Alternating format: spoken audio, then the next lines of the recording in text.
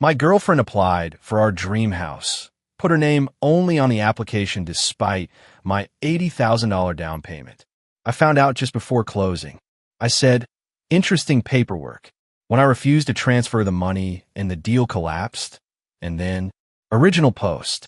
I, 32 male, spent 6 years saving $80,000 for a down payment on a house. 6 years of double shifts at the warehouse, driving a car held together by duct tape and prayers, say no to vacations while my friends posted beach photos. Every dollar went into that account. My girlfriend knew about it because I'd literally shown her the balance and said, this is for us, for our future. We'd been together 4 years, living in my apartment for 2. She worked marketing, made decent money, but spent it on clothes and bottomless mimosa brunches. Whatever, different money styles. I'm a saver, she's a spender. Opposites attract, or something. 3 months back, we found the perfect house. 3 bed, 2 bath, nice yard. $340,000. My $80,000 would cover down payment and closing costs. We talked about it constantly. She wanted the master bedroom painted gray.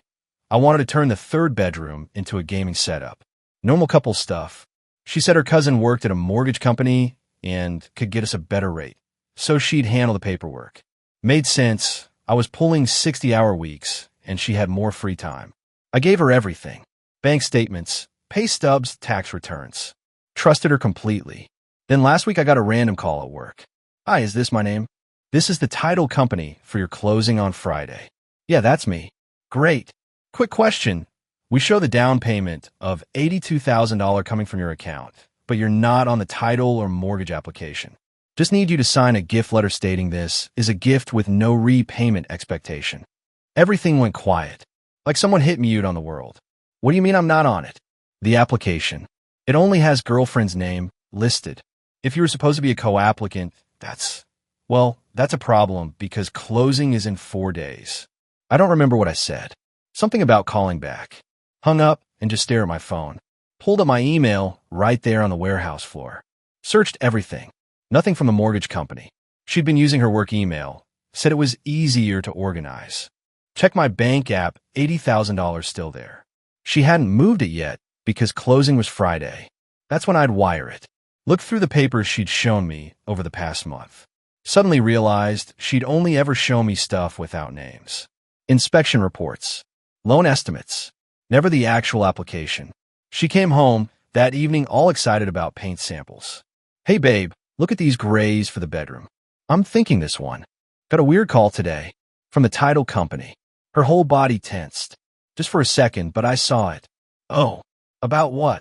They said only your name is on the application. Asked if my $80,000 was a gift. She did this laugh.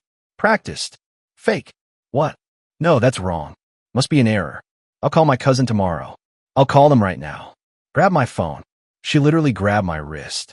Babe, they're closed. Let's deal with it in the morning. I'll pull my arm back. Why are you sweating? I'm not. It's just hot in here. Obviously, it's a mistake. Why are you being weird? Dialed anyway. Put on speaker. Asked the rep to confirm who was on the application. Just girlfriend's name. Single applicant. Submitted mid-August. My girlfriend's face went white. Like all the blood just drained out. I hung up. Stared at her. Explain. Okay, look. My cousin said it would be easier to get approved with just my name because my credit score is higher. We're going to add you right after closing. That's not how mortgages work. Want to know all the technical stuff? That's what he told me. So you just didn't mention this plan to me? Not once in 2 months. I was going to. I just kept forgetting. You forgot to mention you were buying a house without me. Using my money. She started crying. You're twisting this. It was going to be our house. I was protecting us. Protecting us from what? From complications. From the process being harder. I nodded. Felt weirdly calm. Interesting paperwork. What? Nothing. I'm going to bed. Went to the bedroom. She followed me, talking the whole time. Her story kept changing. First it was her cousin's idea. Then it was for efficiency. Then it was because she wanted to surprise me with how easy she made it. I stopped listening. Eventually she gave up and slept on the couch. Next morning I called the title company first thing. I need to cancel that wire transfer. Sir, Closing is in 3 days. The seller is expecting. Not my problem anymore. Deal's off. Call my bank. Put extra security on the account. Then called a real estate attorney. Cost me $400 for an hour. Did you sign anything? He asked. Nothing. Then you're fine. It's her contract. She's going to lose the earnest money and probably get sued by the seller for breach. You're not obligated to give her that money. What if she says we had a verbal agreement? He actually laughed. Verbal agreements about real estate aren't worth the paper they're not written on. Change your bank passwords, though. Did that immediately. Everything. Bank, email, streaming services, all of it. Then I went home. She was already there. Called off work. Eyes swollen from crying. The title company called. They said you canceled. What's happening? You tried to steal my house. I didn't. We were going to add you after. You're lying. Why would I lie? This was supposed to be our home. I love you. If you loved me, you wouldn't have hidden this. She couldn't answer. Just kept sputtering half-formed excuses that contradicted each other. Here's what's happening. I'm staying here tonight because I pay most of the rent. You need to find somewhere else to sleep. You can't kick me out. Lease is only in my name. You're not a tenant. You're a guest. Leave, or I call the cops. I'm calling my dad. Cool. Have him come get you. Update 1. Her dad showed up maybe an hour later. Stood in my living room giving me this lecture about stepping up and being a man and supporting your woman. Told him his daughter tried to con me out of 80 grand. He said I was making it sound worse than it is. She literally applied for a house in only her name while planning to use my money. She was trying to surprise you. Women do things differently. This isn't a different way of doing things. This is fraud. He got all red-faced. You're going to regret this. When you're old and alone, you'll regret throwing away a good woman over paperwork. They left. She was crying, kept looking back at me like I was going to change my mind. The next morning, her mom called me. Early, like 7 a.m. How could you do this to her? Do you know what you've done? Protected my money? She's devastated. They already told everyone about the house.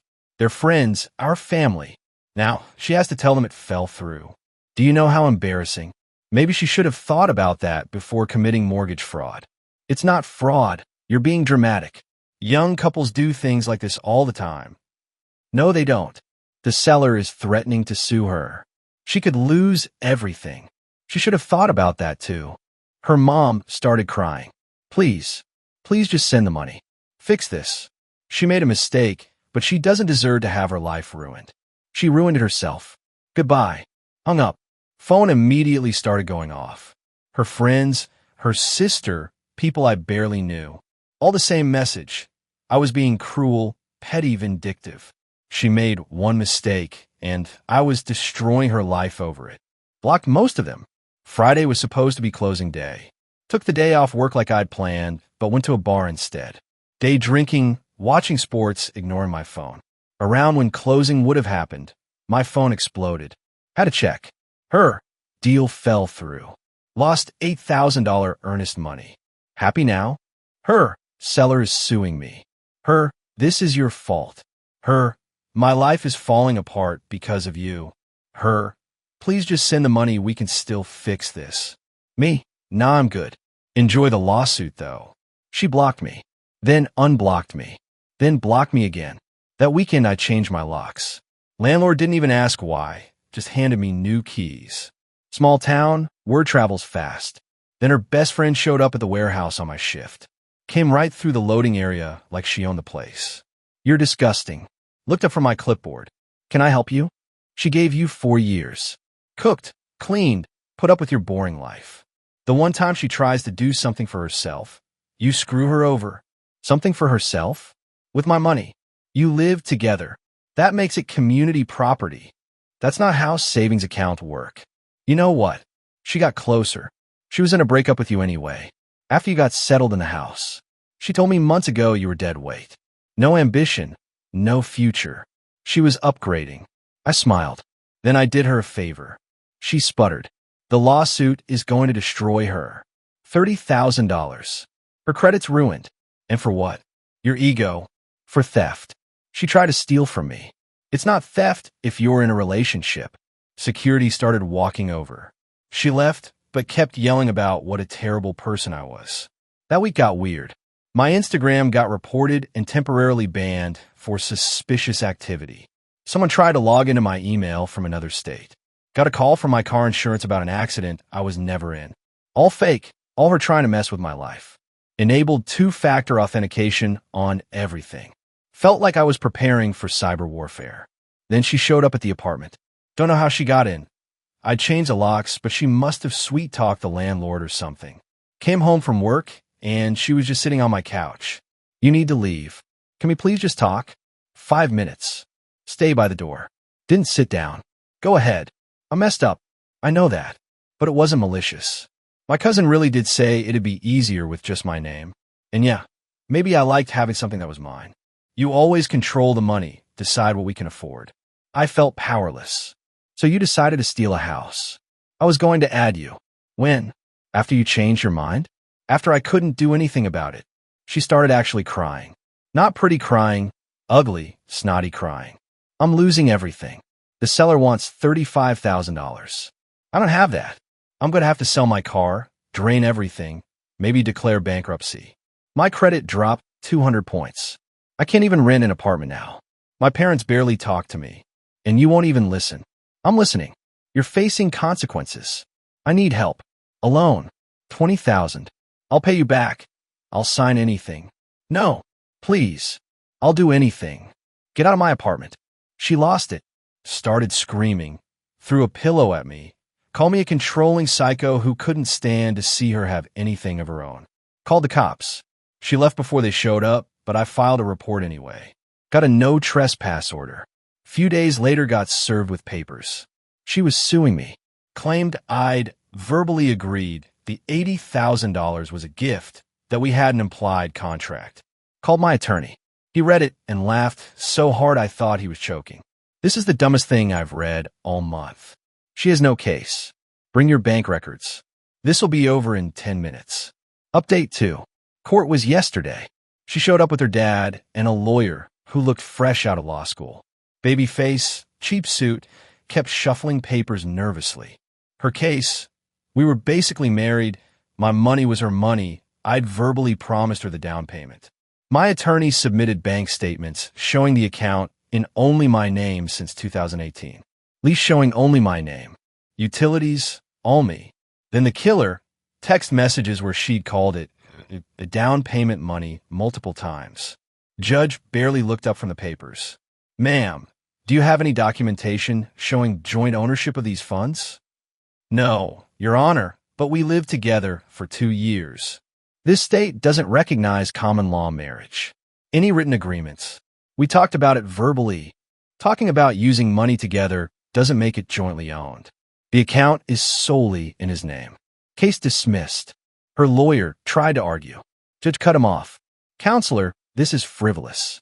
Your client attempted fraud and is now trying to force her victim to pay for it. We're done. Outside the courthouse, her dad cornered me in the parking lot. Hope you're proud of yourself. I'm getting there. That money should have been for both of you. You're just bitter she took initiative. Initiative? Is that what fraud is now? Her mom came over, crying. She's our baby girl. One mistake. One. And you're making her pay forever. The seller's making her pay. I'm just not bailing her out. We can't afford the settlement. We're going to lose our retirement. I stopped walking. Why would your retirement be involved? Her dad looked away. We co-signed her legal fees. Thought she had a real case. Started laughing. Couldn't help it. You co-signed for this disaster lawsuit. Don't you dare laugh at us. You enabled this. That's on you. Walked away while her mom sobbed and her dad yelled about karma. She texted later, hope it was worth it. You're going to die alone. Me. Better than being someone's ATM. Thought that was the end. Nope. Last week she showed up at work again. Security tried to stop her, but she pushed through, came right up to where I was stacking pallets. I need to talk to you. You need to leave before I call the cops. The settlement went through. $32,000. My parents had to pull it from their retirement. They're working 5 more years now because of you. 5 years. Not my circus, not my monkeys. You could have prevented this. Just sent the money. We'd be in that house right now. Your house. That was the point. She grabbed my arm. Security came over, but I waved them off. What do you want? You lost. Deal's dead. What else could there possibly be? Her voice cracked. I want you to know you ruined my life. I can't get an apartment. I'm living with my parents. My friends won't even talk to me anymore. Everyone at work knows. I'm a joke. Do you get that? A joke. Yeah. And whose fault is that? I loved you. You love my money. Big difference.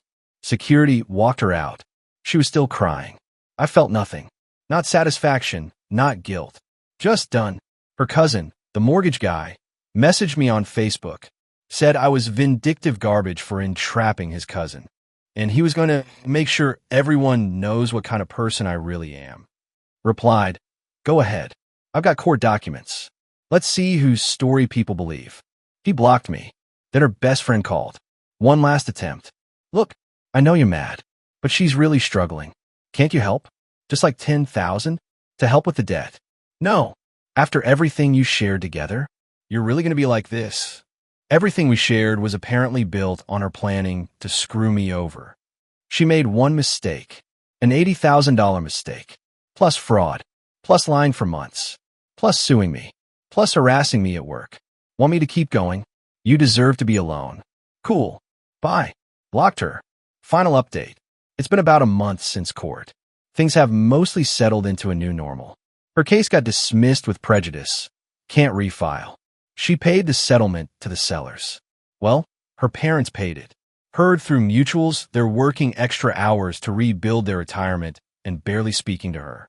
Her credit's destroyed. 520 score. Can't get approved for a gas card. Still living with her parents, paying them $800 per month rent, which apparently causes constant fighting because she thinks they should just let her live there for free after everything I've been through. Got demoted at work too. Not fired, but moved from client-facing to back-end admin pay cut. Something about professional conduct after word got around about the court case. Her friends all ghosted. Turns out when you can't afford to go out anymore, people stop inviting you. She posted something passive-aggressive about it on social media. Nobody commented. Ran into her at the grocery store last week. Couldn't avoid it, small town. She looked rough. Hair in a messy bun, sweats, generic brand, everything in her cart. We made eye contact. She opened her mouth like she was going to say something, then didn't. Just kept walking. That night, she texted from a new number. I know you won't respond, but I need to say this. I'm sorry. I really am. I thought I was being smart, securing my future. I didn't see it as stealing. I saw it as protecting myself. But I was wrong. I hurt you. I hurt my parents. I ruined my own life. I don't expect forgiveness. Just wanted you to know. Read it. Didn't respond. Blocked the number. Not out of spite. Just, there's nothing to say. She wants absolution. I can't give her that. My attorney asked if I felt good about how it all turned out. Told him honestly, I don't feel good or bad. Just finished. The $80,000 is still in my account. Started looking at houses again, but this time I'm going way smaller. Townhouse maybe. Something I can afford alone, manage alone, own alone. My buddies ask if I feel guilty about her parents' retirement. No, she made a choice. A calculated, deliberate choice to cut me out of the house I was funding. That wasn't a mistake or a miscommunication. That was a plan that failed. Her parents made a choice to enable her by co-signing for a lawsuit any reasonable person could see was garbage. Her friends made a choice to believe her sob story without asking questions. Those are their consequences, not mine. My mom came over for dinner last week. Asked how I was really doing. Tired, but okay. You did the right thing. Protected yourself. Doesn't feel like I did anything. Just didn't do what she wanted. That's exactly what protecting yourself looks like. Maybe. Some woman from the warehouse asked me out yesterday. Turn her down. Not ready. Might not be for a while. That's fine. I'm good with being alone right now. Better than being someone's bank account with legs. The $80,000 is still mine. The house thing still stings. I really wanted that place. But not like that. Not stolen. I'll find another house. Eventually. On my terms. My name. My rules. As for her, she's living her consequences. Every single one she earned. Maybe she'll learn something. Probably not. Entitled people don't usually change just because life hits them in the face. But that's not my problem anymore. I'm moving forward. quietly, carefully, with my money still firmly under my control. That's the whole story. That's the end.